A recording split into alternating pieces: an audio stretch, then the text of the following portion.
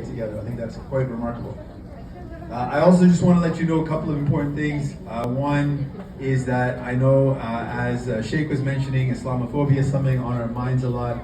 We think about how it is growing up now with a lot of rising Islamophobia, and it is scary, especially for someone who is very visible. So for brothers who wear a head covering, or for sisters wearing hijab, it's particularly tough. And I just want to acknowledge that. And as you could imagine, people who are Islamophobic are often not very well cultured.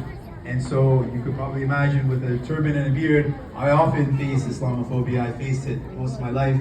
And as someone who has experienced it, you might have seen some videos. I have always said, in the face of Islamophobia, my answer has never been, I'm not a Muslim. My answer has always been that hate is wrong. Because hate is like a fire. If it's allowed to take hold in any one place, it will spread and consume all of us. I remember when I was a kid growing up, I lived in Windsor, and in Windsor there's a big Lebanese population. So kif halek and kifak to all my, and kifik to all my brothers and sisters from who speak Lebanese. My best friend growing up was Walid Mansour, and we would walk around together, spend lots of time. I would be at his house. I often would fast with him just because I felt bad eating in front of him, even though he always told me it's okay, you don't have to do it. But I would do it just because he was my best friend, so we would do a lot of things together.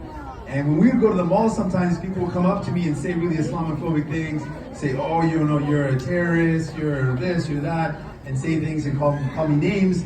And Walid would always feel bad afterwards. He'd say, man, I feel so bad. You're not even Muslim and you keep on getting attacked with all these mean things. And I said, Walid, you're my best friend. I don't want them to attack you. I'm not going to say, don't do me, do him instead. And that was a part of the solidarity that I grew up with, this idea that, we're in this together. And it is really a collective battle, fighting against hatred. It is tough. We've got to raise our voice, like the Sheikh said. We've got to be vocal. We've got to stand up. But there's also a path of letting people know that there is nothing to hide.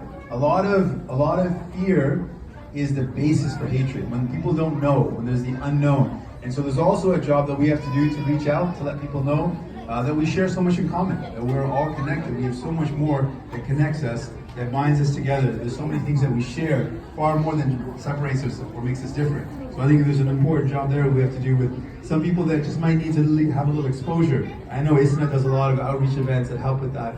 And there's a lot of venues where we can do more and more outreach, which I think is important. But where there's people that are purposely divided,